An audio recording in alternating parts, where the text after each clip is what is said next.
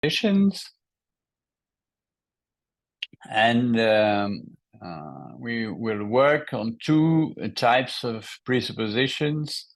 I mean, analytical presuppositions and synthetical presuppositions. First, I would like to know if everyone who does not know what these types of presuppositions are and would like a refresh, maybe. Okay, Alex? A refresh would be fine. A refresh would be fine, okay.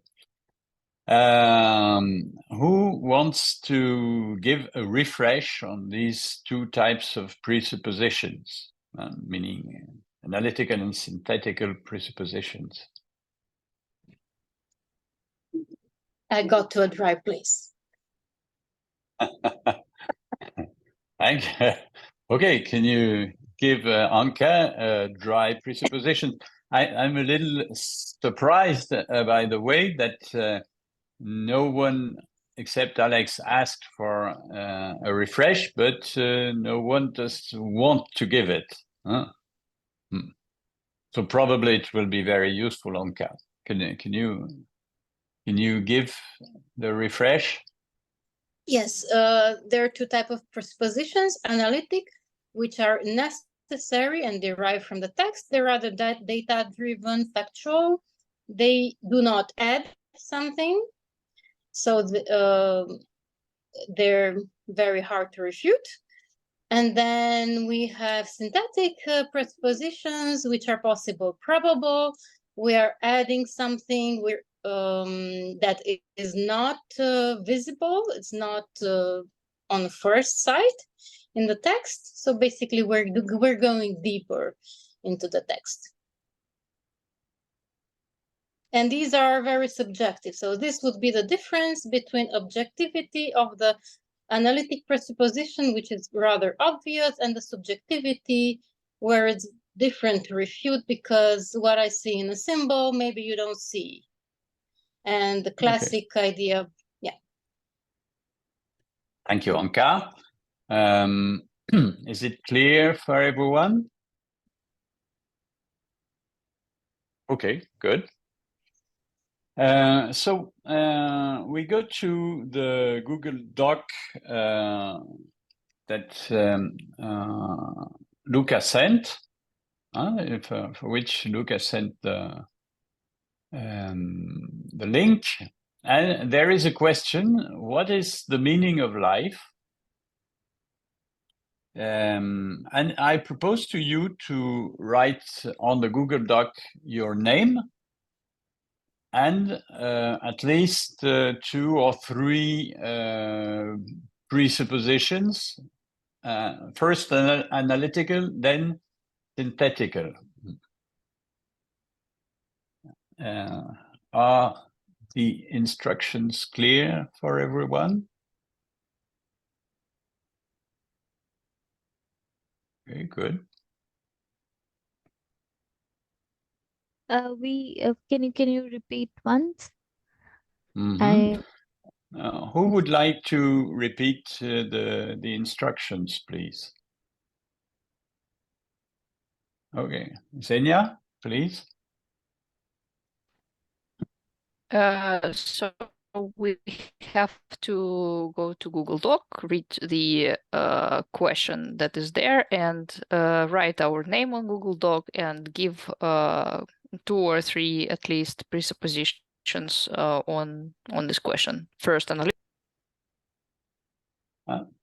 You cut your microphone, Xenia. Author you of you this cut your question. microphone. Please, Yamini. Xenia, you cut your microphone before you finished your sentence.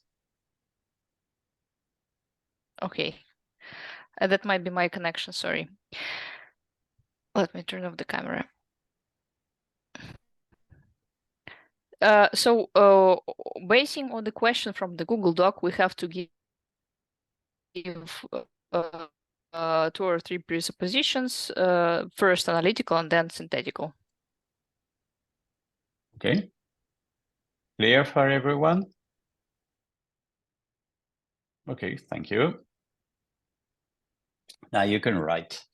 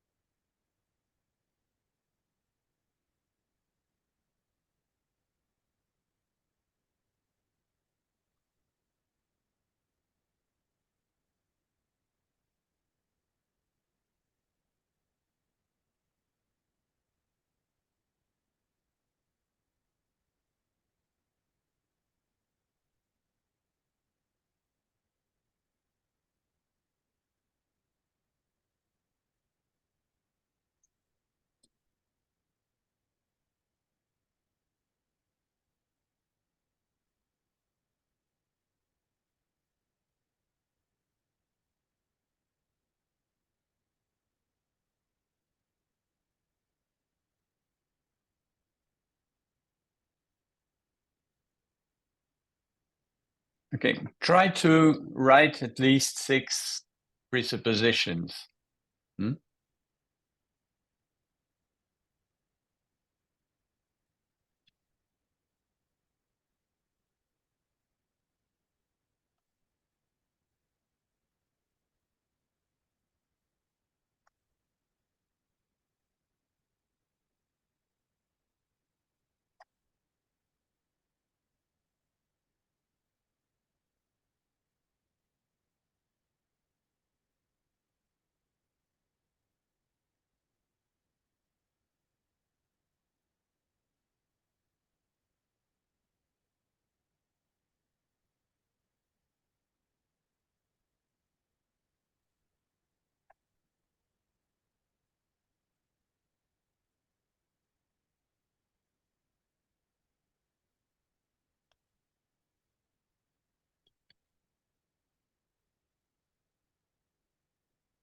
Okay, 1 more minute.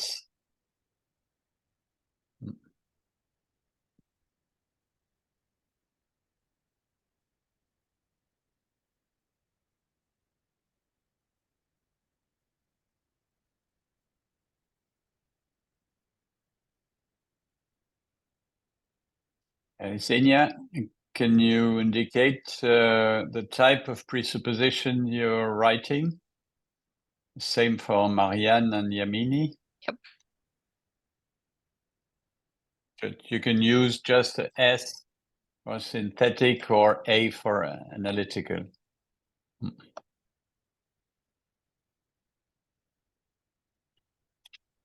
Okay. Now, look at the Google Doc and find a problem. at least one problem with one presupposition. That problem can be either qualification of presupposition, analytic versus synthetic, or the presupposition itself. It's questionable. Okay, leave you 3 minutes for that.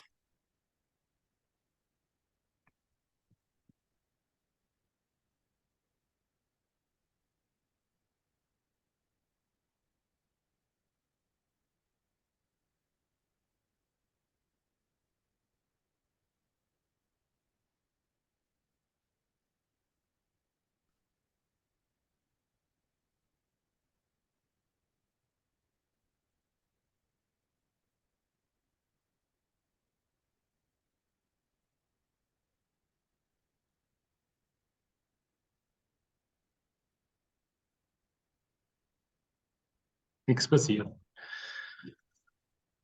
Okay, 1 more minute.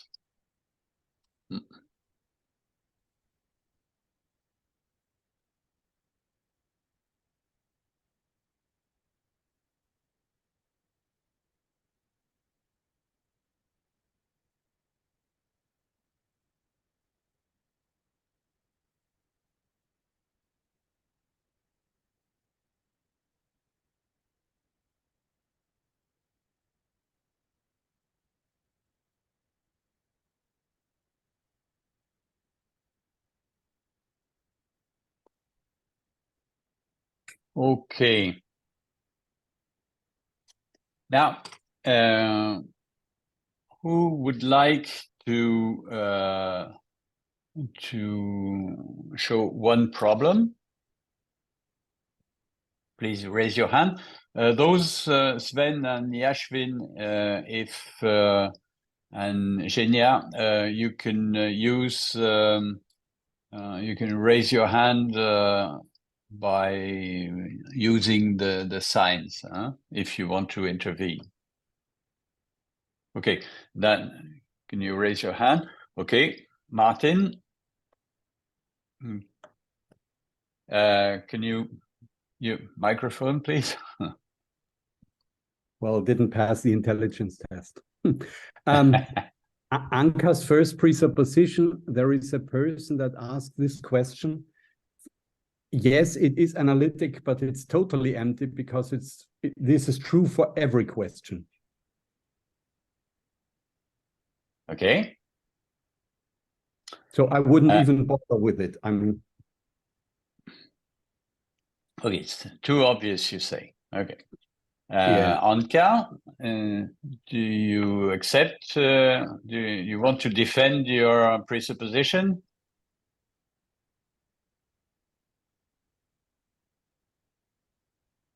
Your mic is off. Yes, I'm trying to speak. Were we talking about is emptiness an argument, a strong enough argument for refutal? Somebody asks, the question, our requirement was to make presuppositions. So you say it's empty. It's still analytical. It still says something about. Yeah. So it has a form. Yes, but you accept the objection that as being so obvious, it's not even a presupposition. It's undifferentiated. It's true for any question.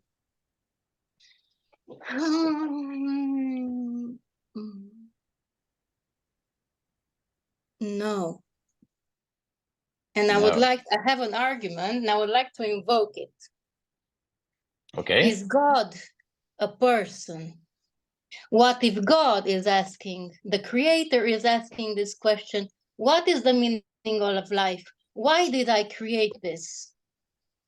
What do we do with God? So can you make one sentence saying your presupposition stands? Yes.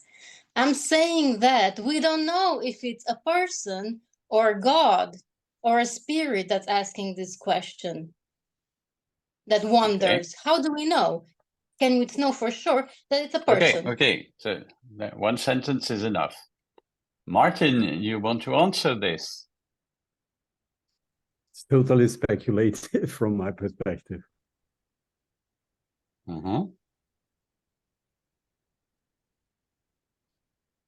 Okay. Can you? Yeah, it is possible, but it is not very probable from my perspective. Okay.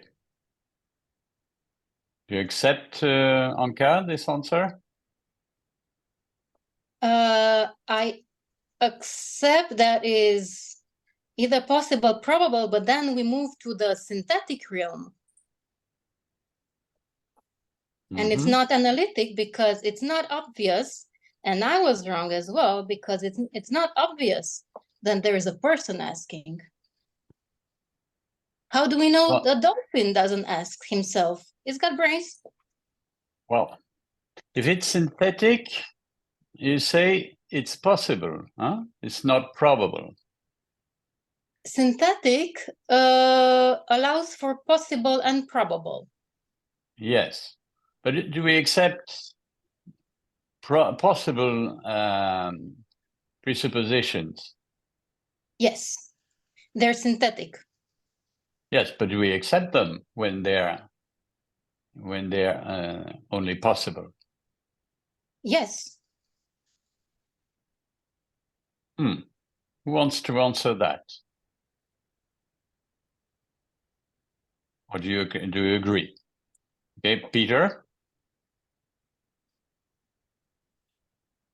No, we don't accept possible because we would drown in possibilities, and then the sentence has no meaning and no direction. If we accept possible alternatives, only possible. Okay. You get the answer, Anka? I get the answer. I like what Peter said, and But so you this is accept it. something I learned. Yes, I accept what he says. If it means I did not know the rules of the game. Is it rather yes or rather no? Do you accept Peter's statement? Yes or no? That we accept probable presuppositions? Yes. Okay. So? I still have an objection because Is it something else? no, I'm still with God. Because if God exists, then probably he's asking what's the meaning of life. Should I take it as a joke? No, it's an argument. If I am a believer and I believe God exists, Yes, God, but, if he thinks of meaning of life, okay. he thinks of purpose. Can you, Anka, can you repeat what Peter said in one sentence? I can repeat in one sentence. He said, we accept, in the case of synthetic, we accept probable presuppositions. Yes. And what did he say about possible presuppositions? We do not accept them. Okay. You got a point? Do you agree with that? The fact I agree, that and sorry. Okay. So then Martin's objection is valid, huh? No, because we don't know what God thinks. How do you know what God thinks? Right. You don't know. It's another question. It's another question, No, we okay? don't know. I don't agree because we don't know if there is a man or God or a spirit asking this question. Okay. So my presupposition is valid. And now we're debating if it's analytic or synthetic. Well, you said yourself it was synthetic because it was based on possible or probable, huh? And Peter said Yes. we dismiss possible presuppositions, because it's useless. It doesn't show anything. It has not enough signification. So I will put the question to the vote, the matter to the vote. Who says we dismiss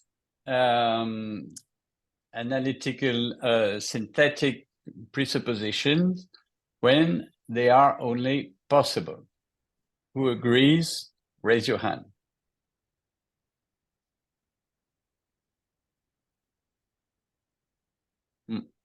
Okay, thank you. Agree. Okay. Thank you. Now let's move to another problem. Who wants to show another problem? Yes, Yamini. Wait a moment, Francis. So it looks like that we concluded something on this presupposition. So we accept it or we reject it. Is there a problem or not? Just to I understood we reject it because it's only possible. Okay, so maybe I got wrong. Who agrees to reject this presupposition on the basis that it is only possible? Who agrees with that? Please raise your hand.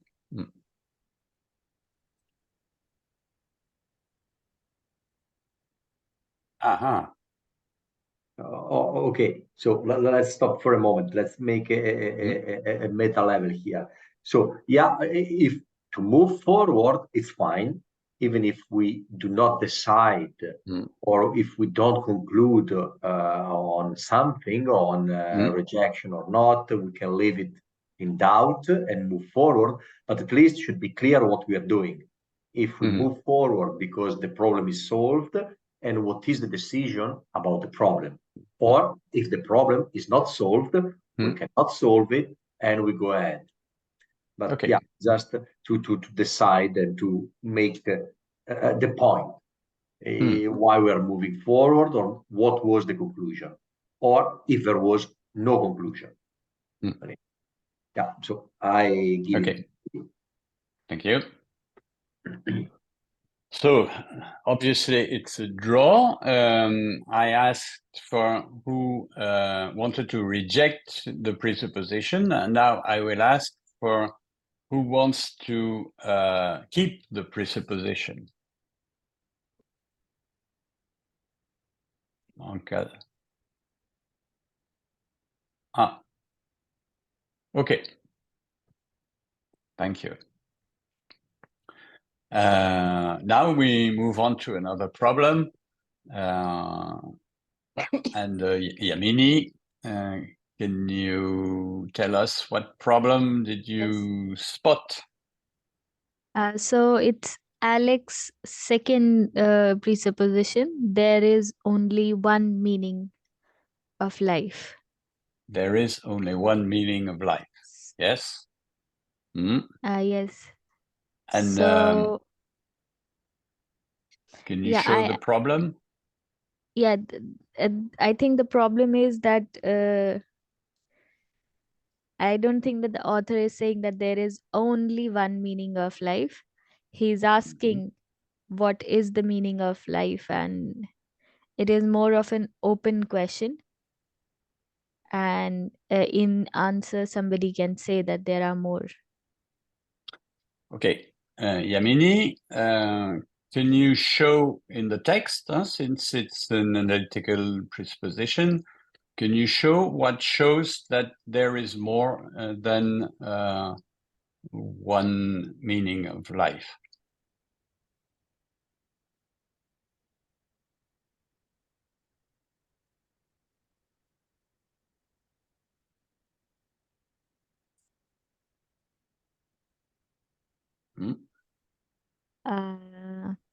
No.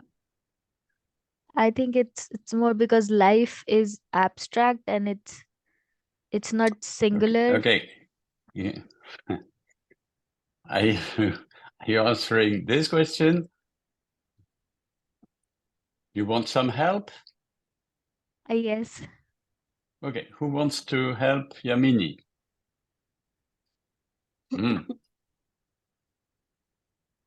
Okay, Alex? Help with what? To What help with her objection. Sorry, I am. Who wants to help Yamini, who says there is more than one meaning of life? Okay, Yamini, pick someone.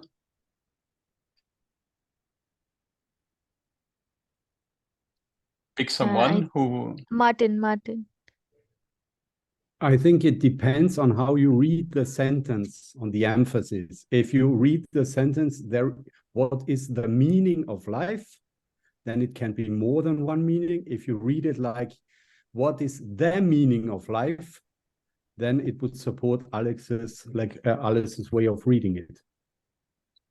So it depends on how you emphasize the sentence. Yamini, is it your point? Yes. Does it, Yes. Yeah, Mhm. this is what I meant, yes. Yes. Well, can you explain why stressing meaning, it shows that there are several meanings of life based on the text? Huh? Yeah, because life in itself is a very abstract and a plural thing. And if we, as Martin said, if we focus on then it can signify that there is some universal singular meaning of life. But when we look for meaning of life, then it can be anything, it can be any amount of meanings. Any amount of meaning. Can you make it one sentence?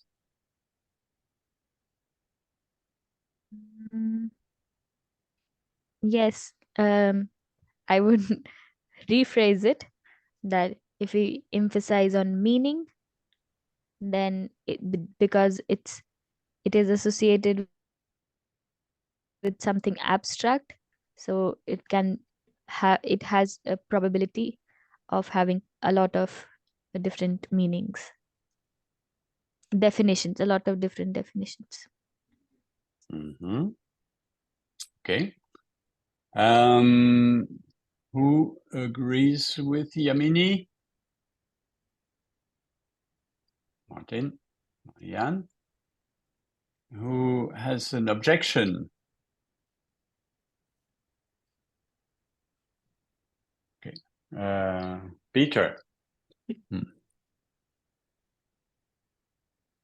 If you stress meaning, it is not necessary following that there are many more meanings.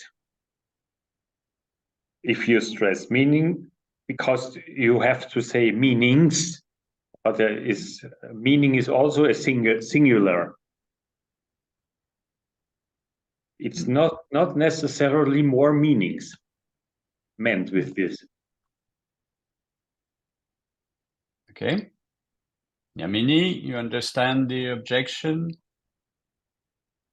I do understand the objection, but I don't Okay. agree with it, because I think that this is the technicality of language, that it doesn't use meanings, but as again it's an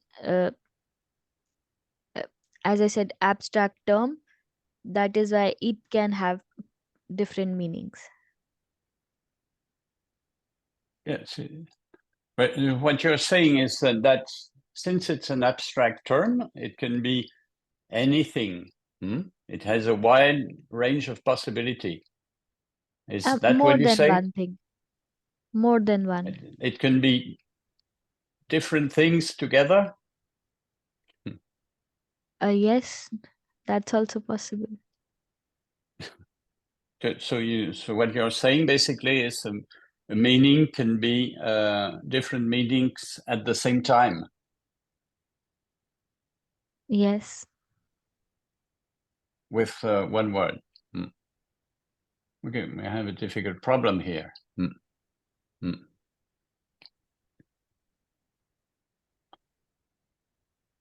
Yeah, Martin, what do you want to do? I would like to stress that Yamini did not say it is necessary that there are more than one meaning. She said it's probable. And I think like that, and Peter's criticism was it is not necessary. And I just wanted to say that Yamini did not say that. She said it's probable, and this is what I agree with. Of course, it's not necessary. Okay. Alors, Francis, and you try to conclude or to make.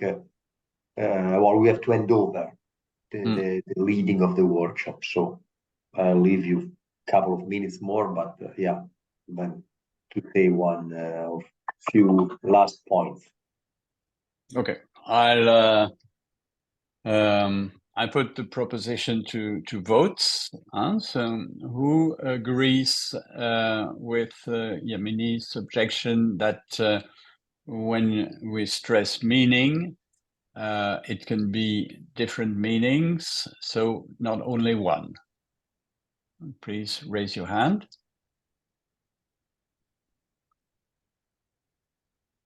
Okay, 3. Okay. Who disagree? 4, Xenia. Who disagrees and agrees with the objection that meaning is singular in the text, so there's one meaning. 1, 2. Okay, 3. 3 to 4. Who didn't vote? Okay. It's a draw, let's say. One last problem. Who wants to pick one last problem? Yeah, but then no, Francis. Now we move to someone else. So we will have the time also for what? Who else is in the workshop group? It's Yamini, Anka. Okay, so well, either you continue with this workshop, but I think it's the most effective way, or you have something else in mind and you go with something else. So who continues? Anka, you do it. Yamini, what you decide. I can continue. Okay, good.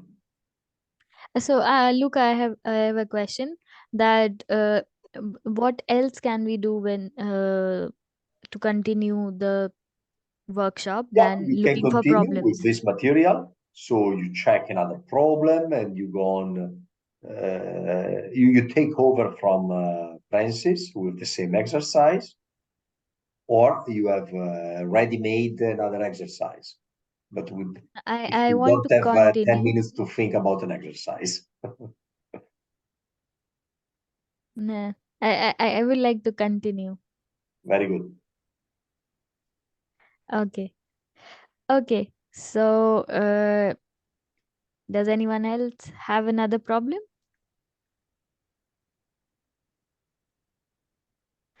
Oh, Marianne.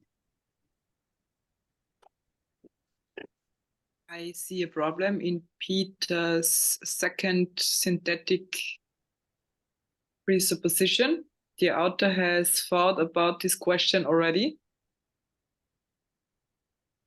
I think it's rather possible, but we don't have any sign for a probability.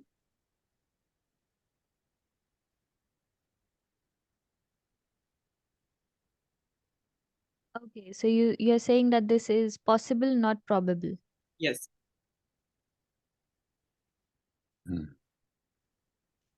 Okay. And why would you say that it's possible, not probable? it is possible that the author has already thought about it, but we do not know.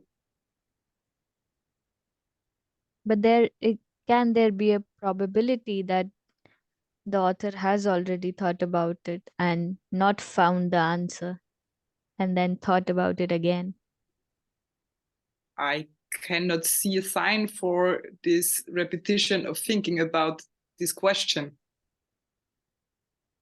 Okay, so let's ask the group. Does somebody has a problem with this objection?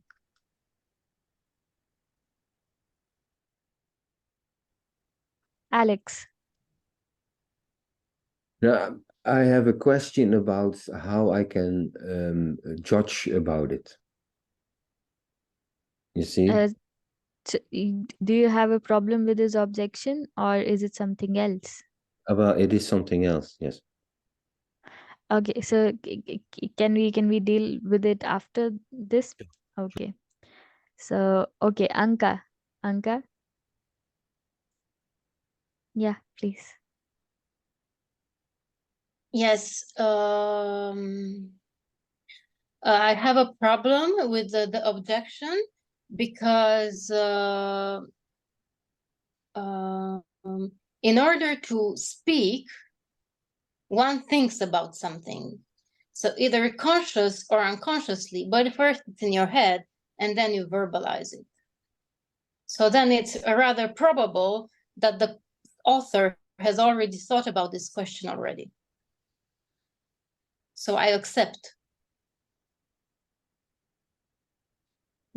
So you accept the presupposition?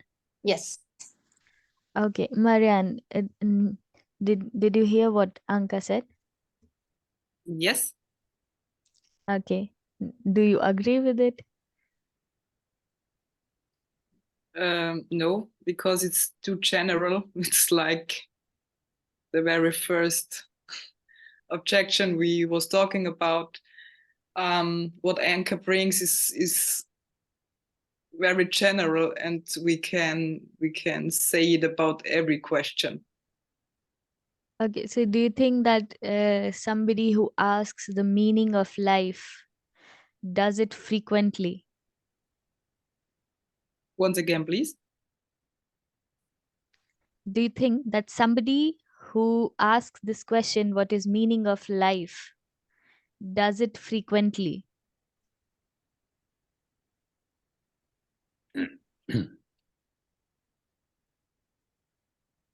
Probably yes, but we do not know if the question comes to the mind the first time as the person wrote it or not. Yeah, that's right. But there is a probability that somebody who thinks about the meaning of life thinks about it multiple times, and this can be probable that they might have worried about it earlier. Okay. As I said to the objection of Anka, for what question would not this be the case? Okay. I think a lot of questions, but I would like somebody else to answer this. Kristen, I see you're smiling a lot. So I actually agree with Marianne's objection. Oh, you agree with Yes. That this question, you can say about any question that most probably the person thought about this question before, at least a few seconds before asking it. But this is not an indication that this is a persistent question. For instance, a person could have just was asked, like for instance, you could have, I've never thought about the meaning of life, and you just approached me and asked me, what is the meaning of life? And suddenly, I asked myself, what is the meaning of life? But it doesn't mean that I thought about this many times, and It's just somebody asked me what's the meaning of life, and I'm asking myself what is the meaning of life. That So is possible. I think Martin, what do you want to say? I want to support this. I think Anka's objection is totally speculative, and it's even more general than the first one, because it is true for every sentence that we're saying that we must have thought it before we say it. But from my perspective, it becomes very playful then and not realistic at all. Okay, so how many people agree with Marianne's objection that this is possible, not probable?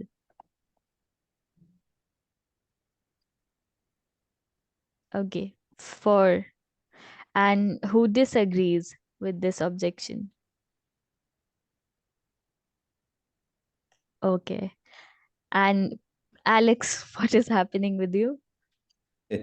Well, I cannot decide. I have a remark about the context of judgment. If I need to know information about the context before I can judge about this. Is it okay if I make this remark about here? But what are you not sure about?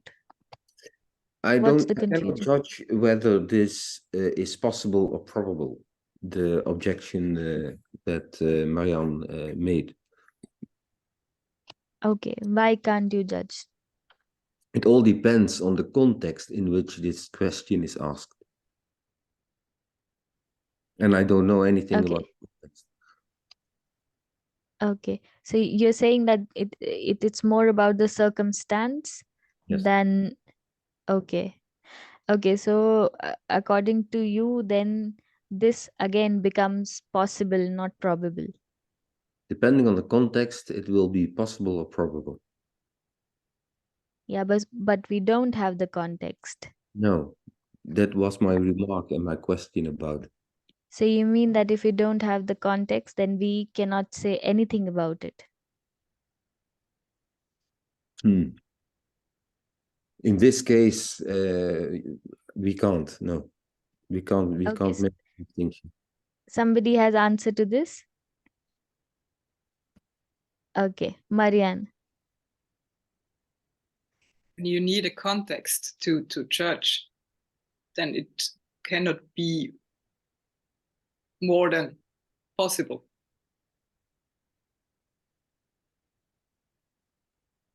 Can you repeat? I missed it. When someone needs a context, then for this person, or go away from the person, when we need a context to understand the church, then it could not be more than possible. Yes. Yes. Okay. Alex, do you understand what Marianne said? Yes, yes, I do. Okay. So did it clear things up for you? Yes, I think she's right. Yes. So do you agree with the objection or not? Well, now I can judge, right? And Yes. but I think it's probable that this person has asked this question before. Okay. Okay. Okay. And Martin, what did you want to say? I just wanted to say that making presuppositions is a way of trying to elicit the context from a sentence, to see what is a probable context within which such a sentence would be uttered or said. So, and I think it's very valuable to not have any more information, because like that we can train to differentiate the facts that are coming from the statement as analytical presuppositions from the purely possible presuppositions and the probable ones. So I think that's the purpose of all of that. So if we are asking, and I totally agree with Marianne, if we are asking for context, it means it cannot be more than possible. Yes, yes. Alex, does that make sense to you? Yeah, very much. Mm-hmm. And I think that clears presupposition more for us, that why a complete story behind it is not given, because we are here to speculate about it. Okay. Okay. So let's move to another problem. Okay. Who has another problem?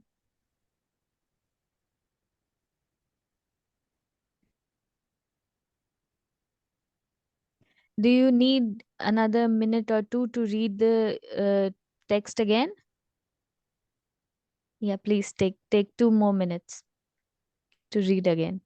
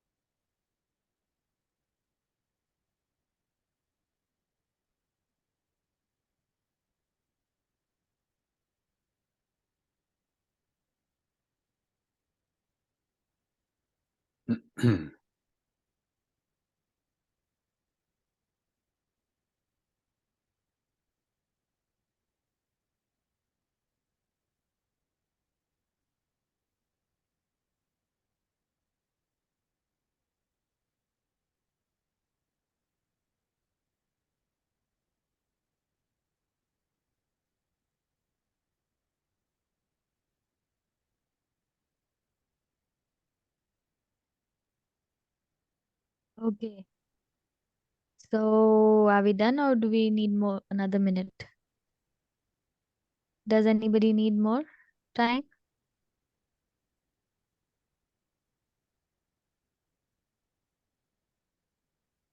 Okay. Yeah, Sven, do you have another problem? Yeah, hi, Yamini. I just joined. Could you please repeat the instruction? Yeah, so we started the workshop with the question, and you wrote the presuppositions, and now we are looking for problems. And Okay. from everybody from the group, you read the text and find 1 or 2 problems, and then we discuss them. Do you understand?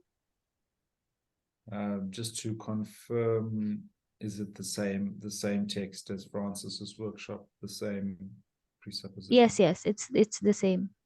Okay, yeah, then I understand. Okay. Do you need time to read, or you already have a problem?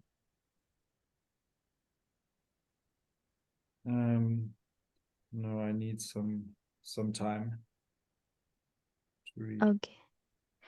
Does anybody else has a problem? Kristen.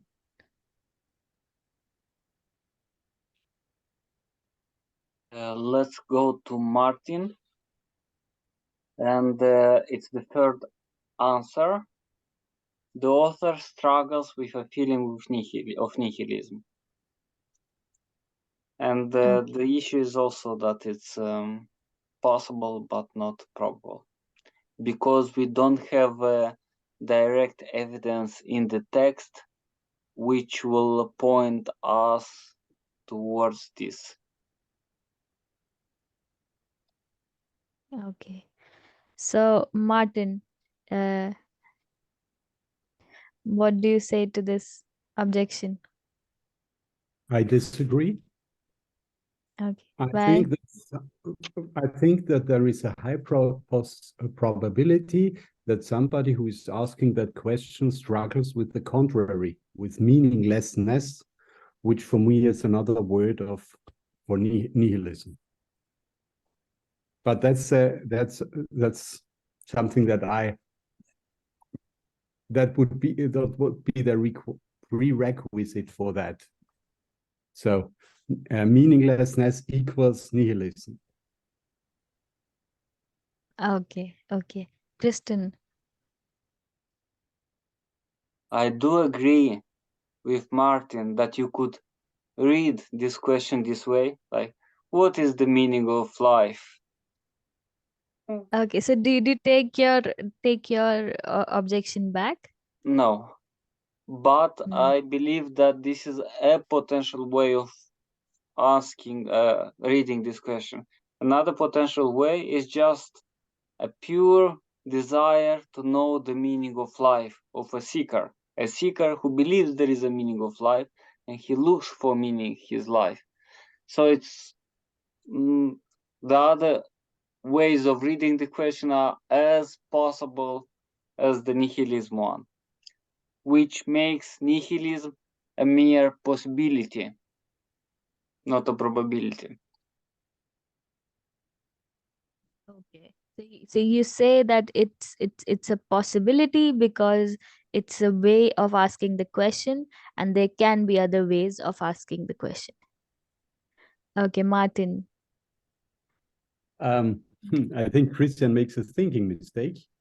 If you have it, because it would mean if you have more than one presupposition, then all of them are only possible.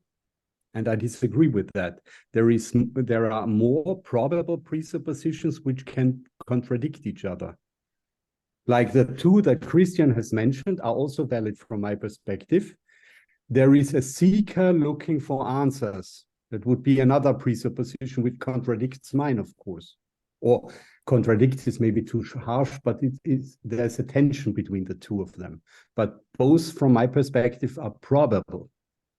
But Martin, but here we are not taking it from one person's perspective. We are looking it from a critical, logical perspective. That's fine.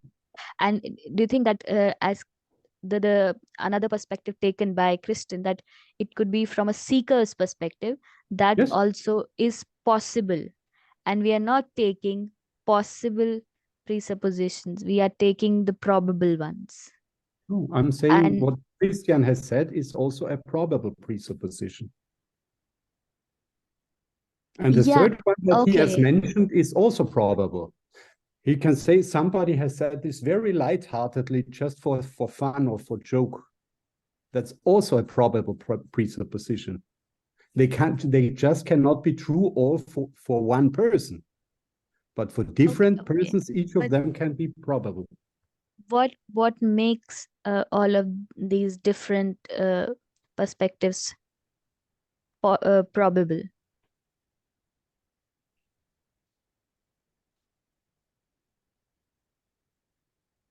Is this a question to me? Yes. You said that all of them are probable. A seeker's perspective is probable. Saying it in a funny way is probable. What makes them probable? In that case, experience. I have seen people who are saying this in a lighthearted way, just as a joke or as some kind of entertainment. And I have seen seekers, and I have also seen people afraid of nihilism. So all of them are probable. Okay. Okay, so does anybody else want to interfere? Okay, Francis. If we go with logic, we cannot have contradictory presuppositions equally probable.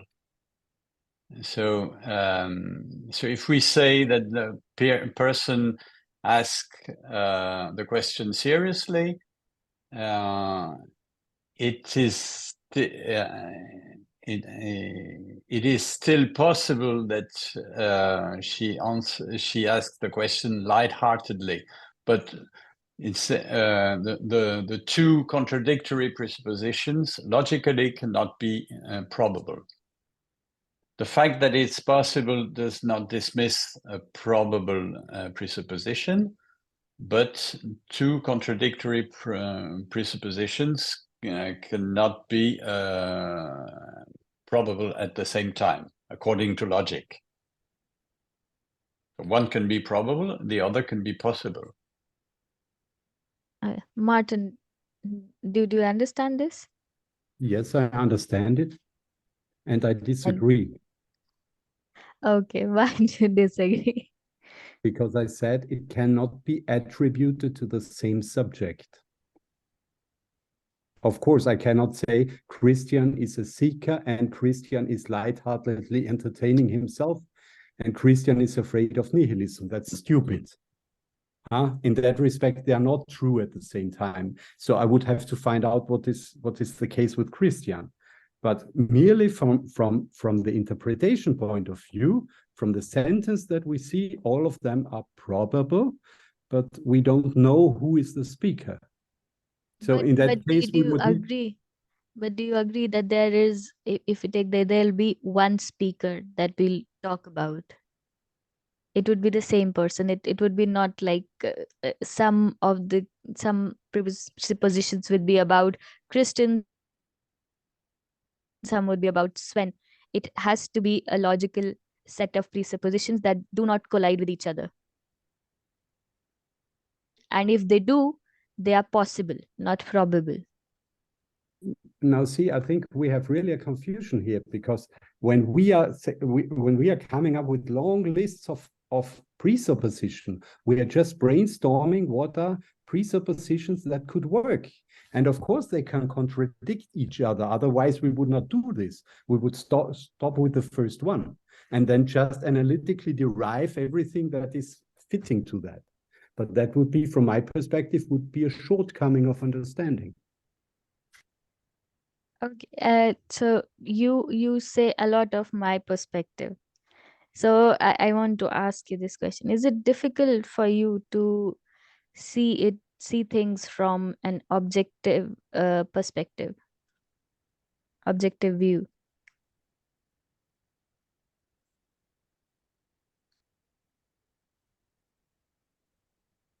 Your microphone is off. Yeah. So the question again is to me? Yes, it is. It is.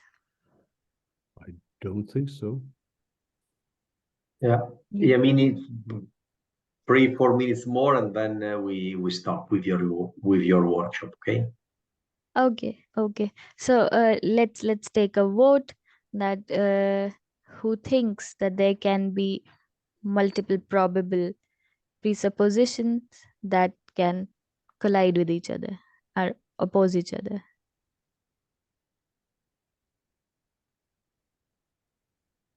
Okay, 3, 4. And who says there cannot be?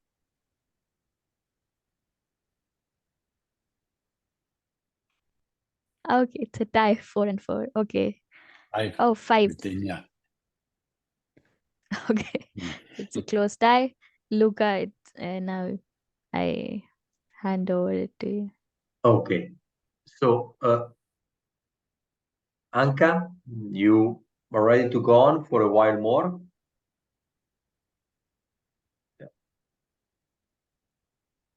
Yes. Okay. So we stay with the same exercise, another 20 minutes? Yeah, Okay. 20 minutes. That's fine. So, so we will continue. I would like to point out something that we worked on last workshop, and maybe not everybody was there. In our workshop, we closed it by saying that as a checkup tool to see if we're making strong enough presuppositions, we need to test to see if opposites work. If opposites work, if opposites work, then they're not good enough, these presuppositions, and we need to look for stronger presuppositions. So I would like you to maybe keep this in mind and try to work with this in the next 20 minutes, because it's an interesting exercise for me as well. So the same invitation, does anybody have a problem with the presupposition that they see?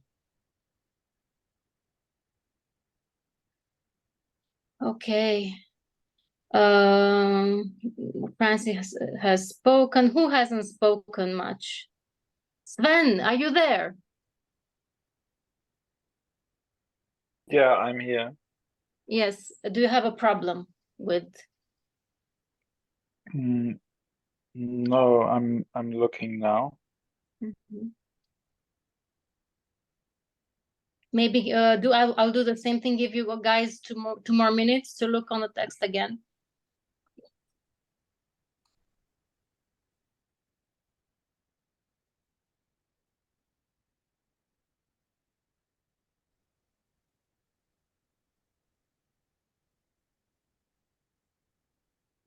Anka, can you repeat the task? What is the task? Yes, now they need to read. I gave them 2 minutes to read the same presuppositions and find if there are problems. Good. So then Sven can catch up.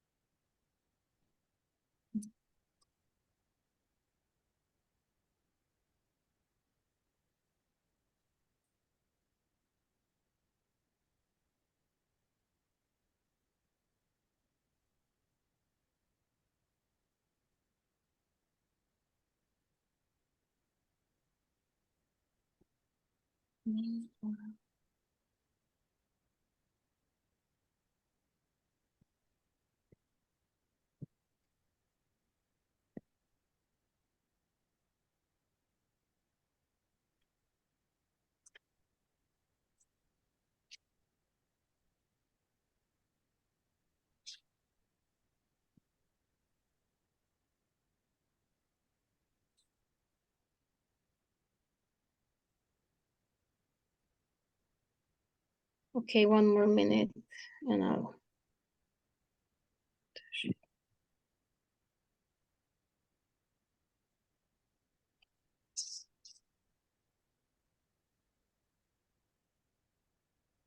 Okay, guys, so I'm not seeing everybody because I hope I'm trying to get now on Zoom.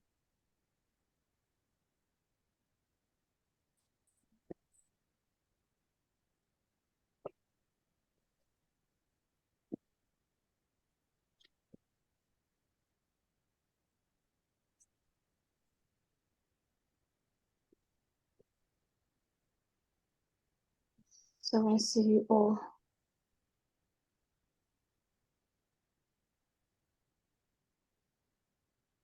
Can we please continue? I have read the text so often now that I get this.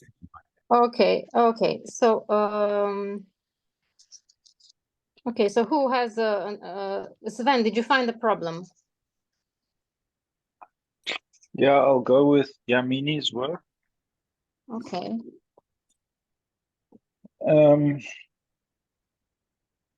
The author is the presupposition, I think, has a problem. Recording in progress.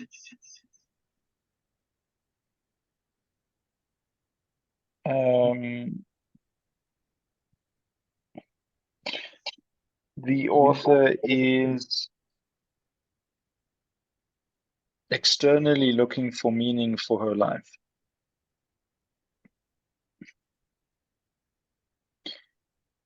And my problem is that it's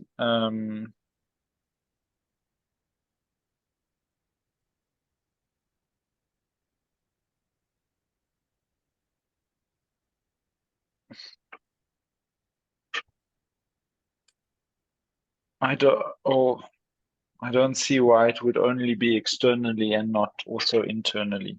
I guess I don't see why it's just this presupposition emphasizes externally. Okay, and your problem is with that? I guess it's over-interpretation then, that I don't see why externally and not internally as well, looking for meaning for her life. Okay, Yamini, do you understand what Yeah. Sven is saying? What do you think about it? I think that if this question is asked, this person is asking this question, that what is the meaning of life? I'm assuming that this is the kind of person who asks it more often from others.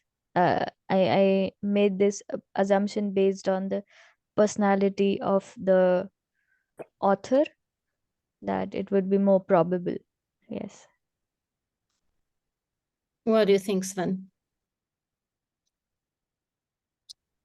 You know, this type of question, it's not the kind of question people go around asking people, what is the meaning of life? It's a sort of a question that people will ponder themselves. It's a reflection question where you think to yourself, what is the meaning of life? And not really one that is a common topic for people to go around asking other people about. Okay, so if I can rephrase your objection, Sven. Yeah. Mm. Should I? Shorten it if you can. Yeah. Again, I don't see why this is a common sense. My common sense understanding of this question is that it's a reflection question that somebody would think of themselves, and not a typical question you ask other people. Okay, Yamini, do you agree with No. what Sven says? No. So I think that I have a opposite experience of what Sven says, that in most of the psychological workshops or in religious meetings, in generally whenever somebody is upset who has thought a lot about what is the meaning of life, goes to other people so that they can hand it over to them. What is the meaning of life? They are so lost in the process of looking for that meaning, that emptiness.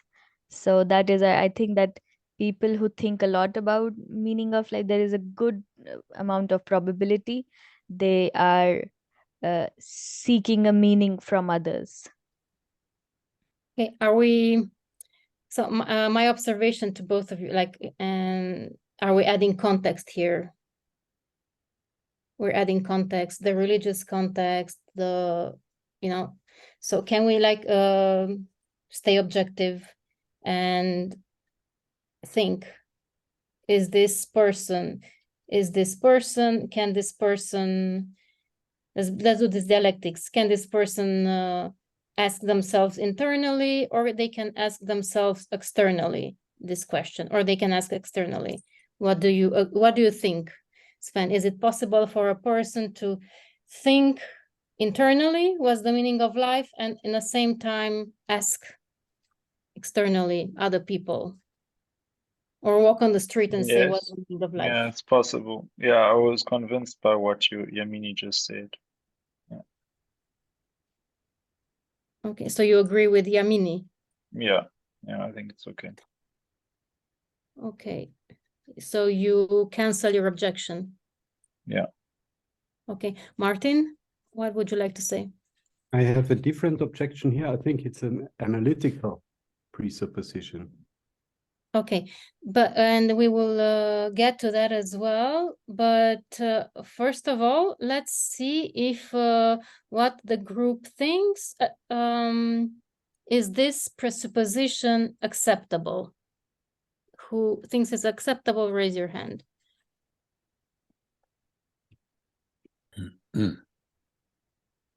One, two, three. 1, 2, 3.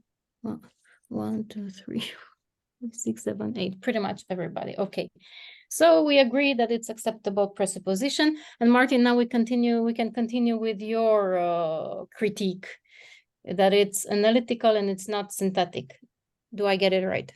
Yes. Mm-hmm. And why do you say it's analytical? Because this is true for every question. So question as a speech act is always directed towards somebody. Even if I'm asking myself the question, I am like directing it to my whatever reason, higher self, however you want to call it. So this is implicit. And like that, if you have the form of a question, it is always directed to somebody. So, and this is always external to a certain extent, external to the speaker. Okay, so now you're saying, and then to synthesize your your objection, Why do you say it's analytical? From the form of the question. The form of the question implies that there is somebody to be asked. And this is an external something, external entity to ask.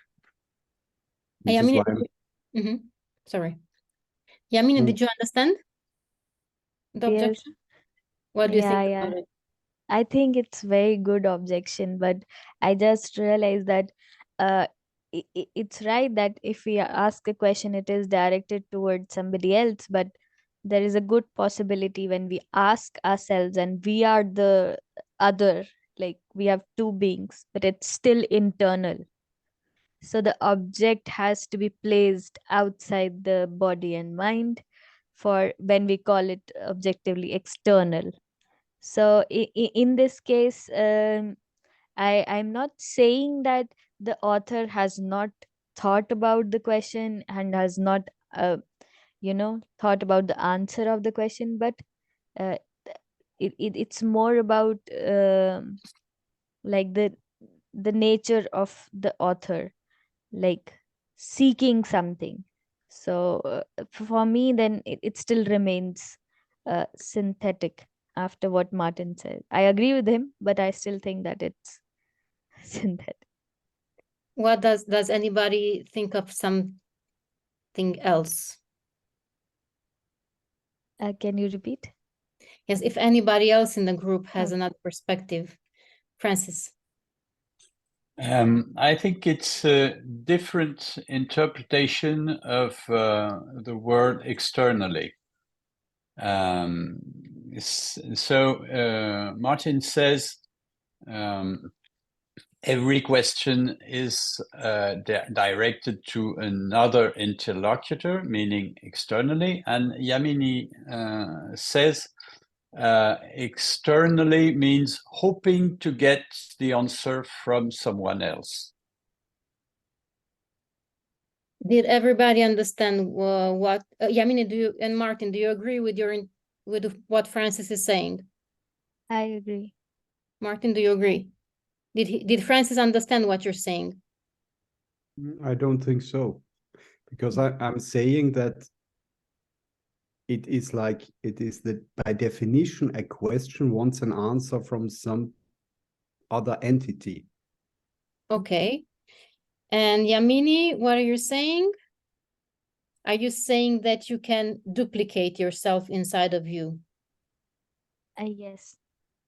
Okay. And that it should not be called external. That's what I mean. Okay. Does everybody understand what we're discussing now? Does everybody not understand? Please raise your hand. Okay, and who agrees?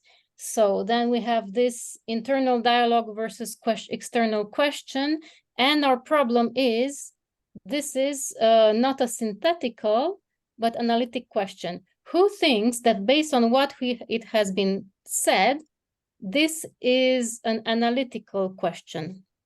Raise your hand.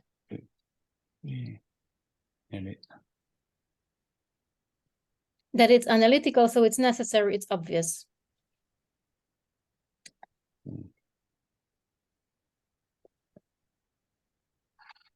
One, two, three, four. Who doesn't think that it's obvious that it's analytical, that it's obvious and it's analytical?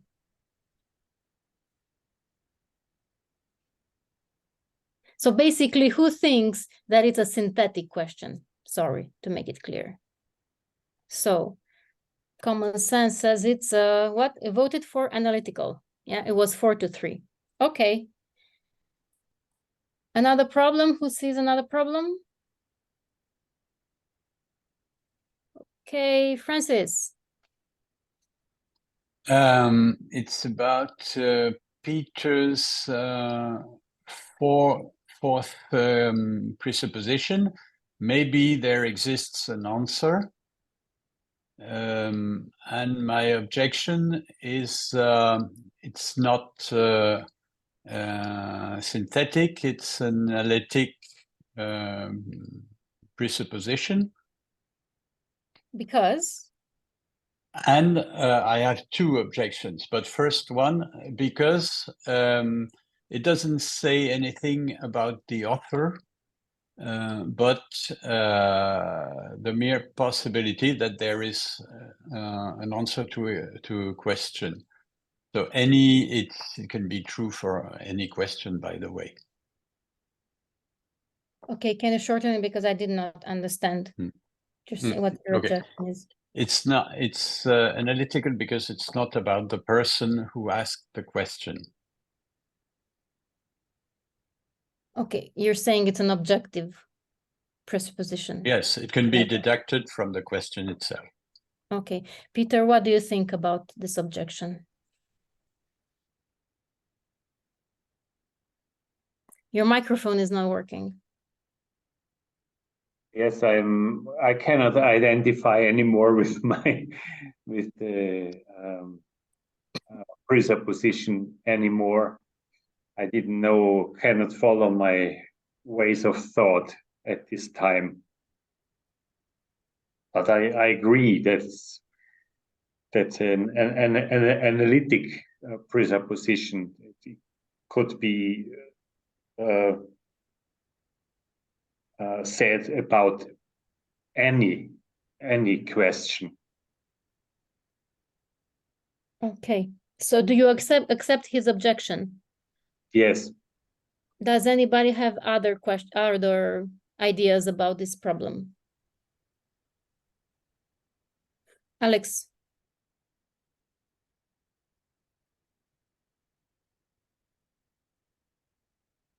I don't know how to say this. I think it's an analytic presupposition that there is a meaning of life. But it does not say so. It says maybe there exists an answer. Okay, so you have pretty much the same problem like Francis, that it's an analytic objective. Were it formulated in a different way, the way it is formulated here is like from the perspective of the author, who is kind of hoping that there might be an answer to the question. And the difference you're bringing is? That I am giving an interpretation to this sentence, rather than giving a presupposition, I suppose. Well, is a presupposition an interpretation? Well, my interpretation, I'm giving an interpretation to what I think that Peter means when he writes this sentence. Okay, so you're going into subjective. And what does that mean?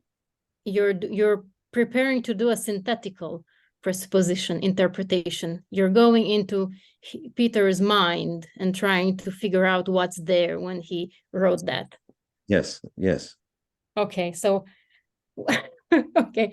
Does the group want to hear it? Yeah, okay, go ahead. They're not very enthusiastic, I see. Okay, share your thought. Well, Share your synthetic presupposition. but be concise. In 1 minute we stop because I want to say a few things. Okay, good. Peter, So then, right. Yes. It's not worthwhile in a minute. So saved by the bell. Okay. Okay, we can discuss it later on the group. Okay. So, Peter, do you agree? So it's actually an analytic. We stick that with the analytic. Yes, presupposition. Okay. Yes. And Alex, you agree? Yes. Okay. Thank you very much. Back to you, Luca. Microphone. Okay. Good. So I see that there is still a bit of unclarity around presuppositions, and okay, but this is one thing. Another thing is about the workshop, and I want to focus first on workshop, on the structure, on the way of leading, and sorry. Well, there are few remarks that I have to say. So, for instance, I have told to Francis, but it's valid also for Yamini, and also for you, Anka, but it's mainly for Francis and Yamini. When we move from one problem, away from one problem, then let's make clear why we move away. So if we have concluded or not, and what was the conclusion, including if the conclusion was no conclusion. But let's make it clear the point. Then when there is a problem of understanding, if we have to clarify a concept, what a presupposition is, well, maybe you might trust the process and something will clarify by itself, or it's also it's also possible to take the power and define and make the frame clear for everyone. So it was a few moments in where we drifted with definitions, what is probable, what is possible. So there, it might be the case to make the point and to give some rules or definition about what we are doing and what is acceptable and what is not. Because the risk is that we lose completely the group, and then we don't know, we are not able to lead the workshop anymore. So sometimes, yeah, you can let go, and who cares? It will fix by itself. But I have the impression that in this case, during this evening, we should have stated and remark the points, definitions, understanding around presuppositions. Then something else, still on the process of the workshop. Well, if there is something that is not clear in the statement, well, either we ask the author to make it clear, to rephrase or to write it again, and so we work on something clear, or we drop it. Because if we make assumptions on something that is not written, then it's a never-ending story, and we cannot cling to anything. And that was, for instance, the case of the last one from Peter. Well, at a certain moment, well, he said at the beginning, well, I don't recognize my presupposition.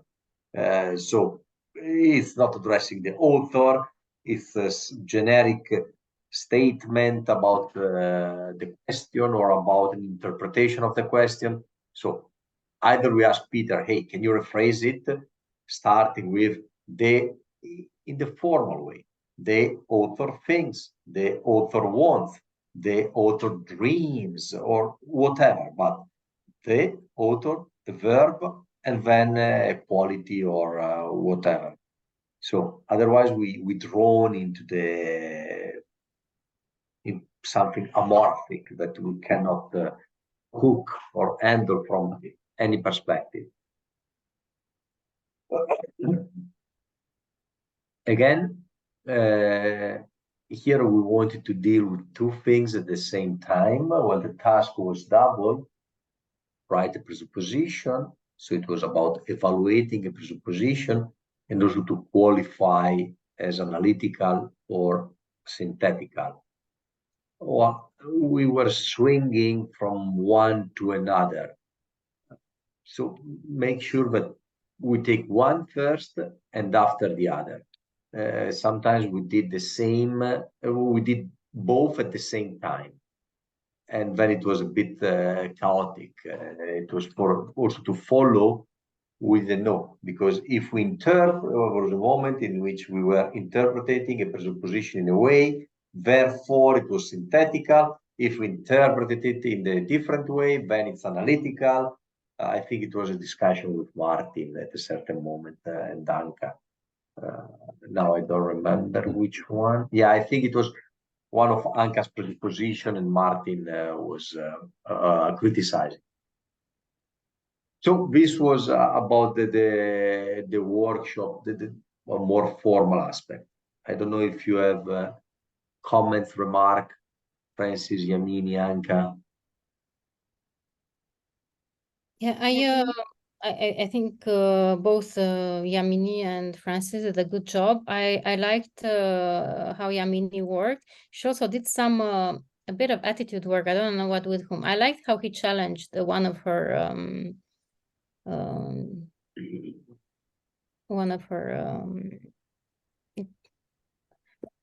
interlocutors. Sorry, it's late. But you were spot on. You were paying attention, and I like that.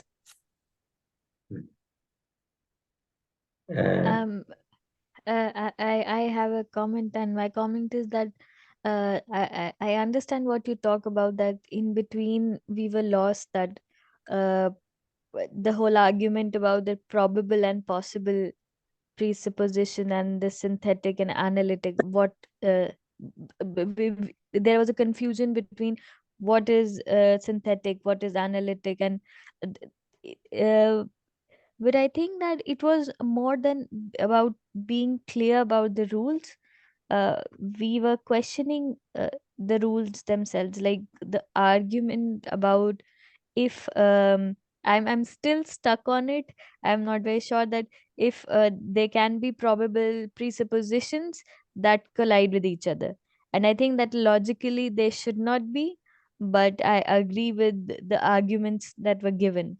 So as somebody who leads the workshop and as a facilitator, it was I feel very I don't know, bad about it, that it's something that should be clear to me. This is what I was thinking. Okay, this is more about the content. So now we go to that part because it's something that I want to touch as well. But first, Francis, you want to add something? You want to comment on the process? Yes. I have personally a struggle between the process and understanding the people, what they say. And I realized from my trainer's experience that I don't have yet the reflex, the good orientations clear. So I try to do both, orienting, asking questions, or moving to something else, etc. And I don't have exactly the right questions or procedures. And that prevents me from understanding clearly what people say. So I have to work on questions and directions in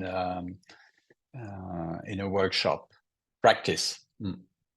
Okay, but it seems that you want to do two things at the same time, and you're not able to do them. Okay. Yeah, and I see that because I facilitate workshops in my job, but they are about something else and with different rules. And I'm at ease because I know how to work, when to stop, and I have this gymnastics. I don't have it in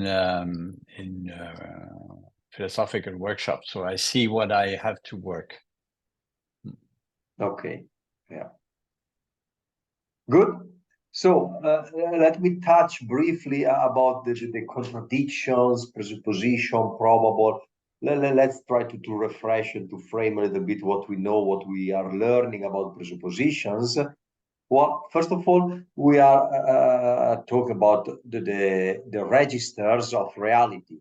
So we know that there are, well, we used to distinguish what is necessary from what is possible.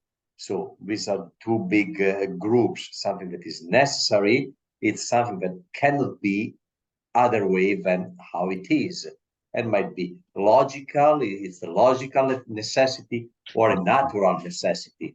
So logical meaning that it's in thought, is in a rational, it's something that contradicts each other, cannot exist at the same time in the same place. And some natural impossibility is something that against the rule of nature. So it's for a weight to fall upwards. So there should be something, a special context in place, otherwise it's impossible for this. Then when you go to possibility, well, there are different degrees of possibility. And here is where the probability comes into the game.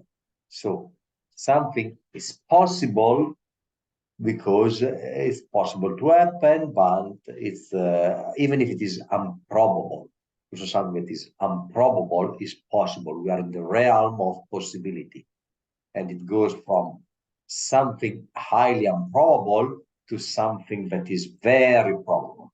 Okay, at a certain moment, we go and we step from the merely possible into something which is probable, more likely to happen, or more likely to be. When we are in this more likely to be, in the probable, then we have a certain degree or enough degree of certitude. If I tell a person, if I tell my wife that we will have dinner together this evening, she expects, or it's probable that we will have dinner together this evening. So, of course, something might happen for which it will not happen, but it's very probable. So there should something, an hindrance for this not to happen. So when we are talking about presuppositions, we are looking for this degree of certitude, for this degree of probability, something that, well, if it happens different from this, it's a case, it's there is an accident ongoing, something happened. So it has to be not certain, not necessary, but with a high probability. When we say probable, it means there is a tendency to go in that direction. And a tendency to go in that direction means that other direction, there is no tendency to other directions, but other directions are less probable. Because if there is an equal probability, then the degree goes back, lowers to the merely possible. Okay, I took it a bit wide and a long way, but the idea is that is to liaise with the contradicting presuppositions. So contradicting presuppositions, if they are opposite, if they contradict each other, there is a problem. And there are two possibilities here. Either they are both possible, merely possible, so we cannot decide for the one or for another, because there is no clear direction, no clear tension, or one is probable and the other is not. One makes sense and the other doesn't. So if we have a statement or a question and we identify the author as greedy, then we cannot say that the author is generous, because these two are in conflict. If at a certain moment we are arguing both of them, the author is generous and the author is greedy, then it means that there is something for which we cannot actually decide. Then it means if we are in doubt and if we cannot solve the doubt, it means that there are not enough elements to decide if the author is greedy or generous.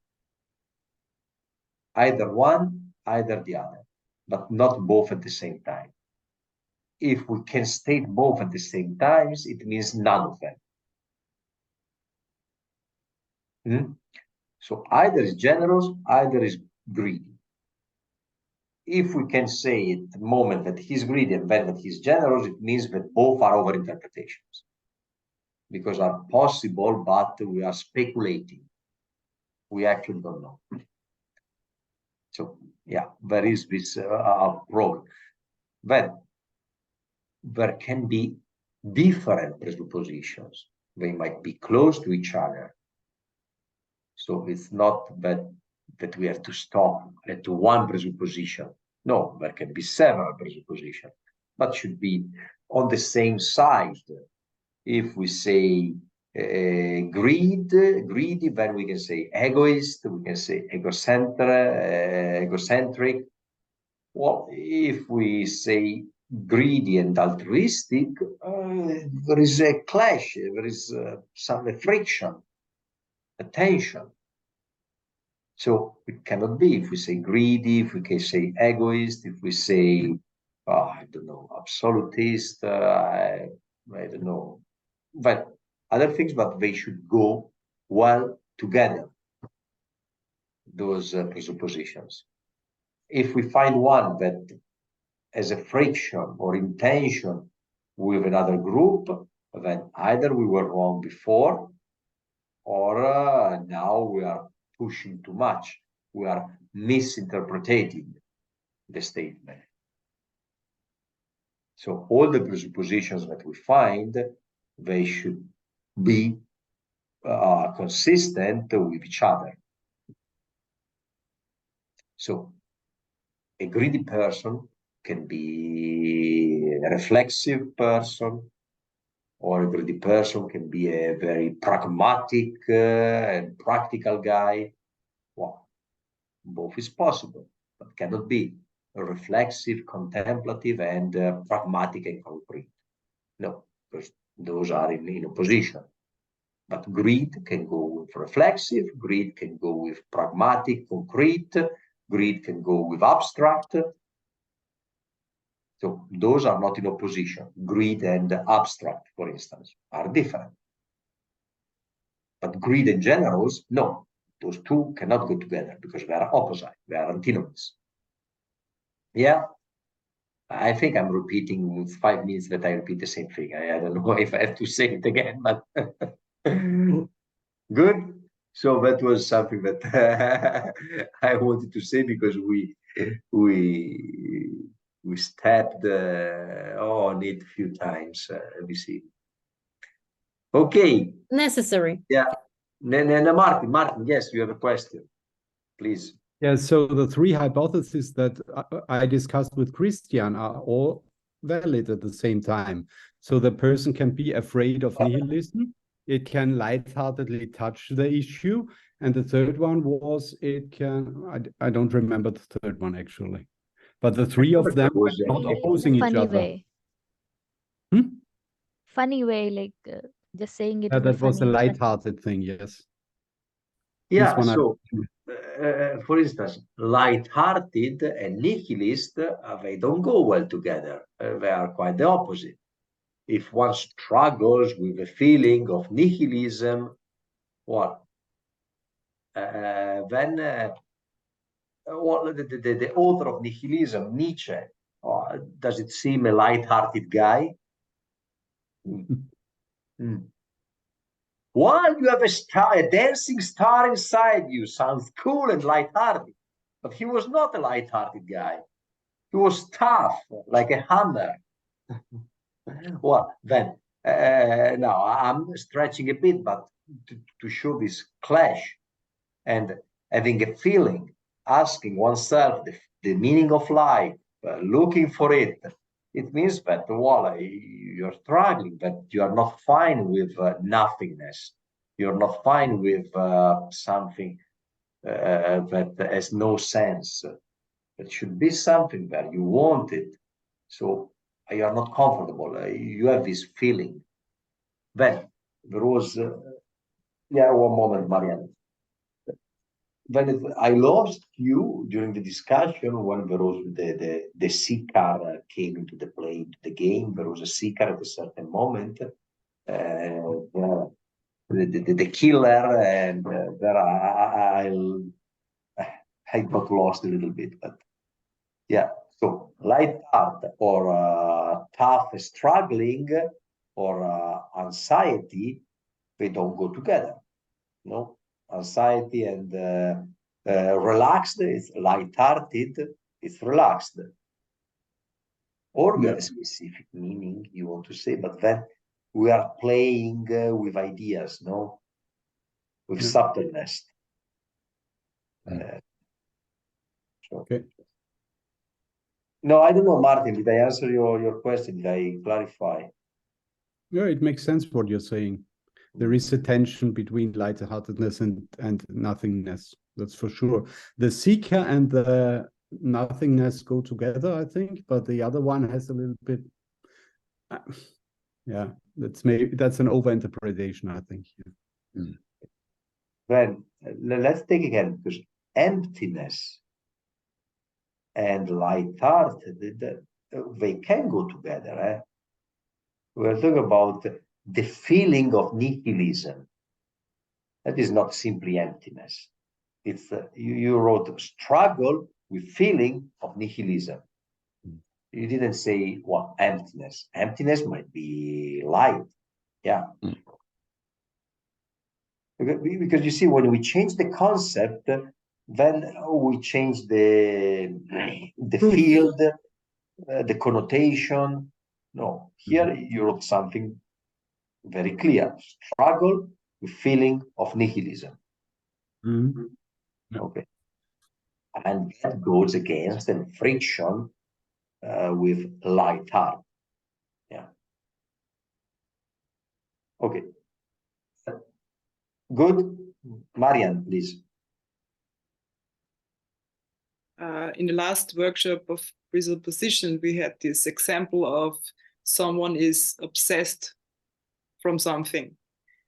And this goes as well with that someone loves something or hates something, because there is this connection, this strong connection between the opposites. So I was wondering if this was an example where we can go both ways, because both are probable. But then I didn't get the example. What you said. Example was that someone is I don't know exactly what it was, but someone is obsessed from something. And that was the presupposition or a statement you had to analyze?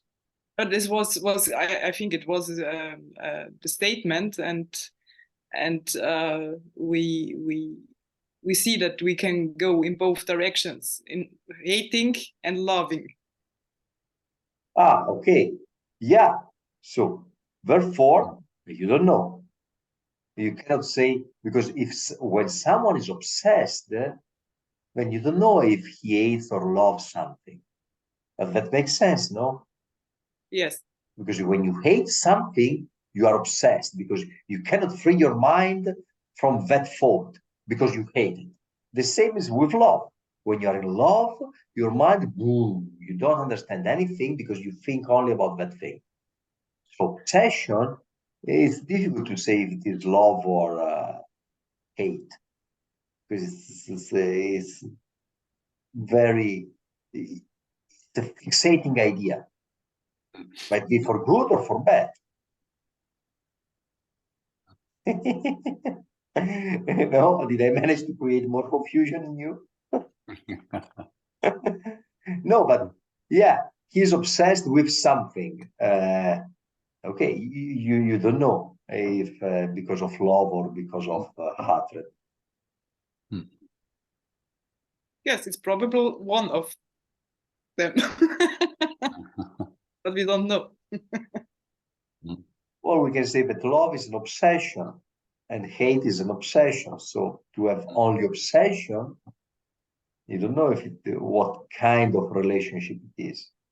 You just know it is an obsessive relationship, because your mind is captured, is fixating on that idea, on that person, or that ideal. But yeah, also, yeah, okay.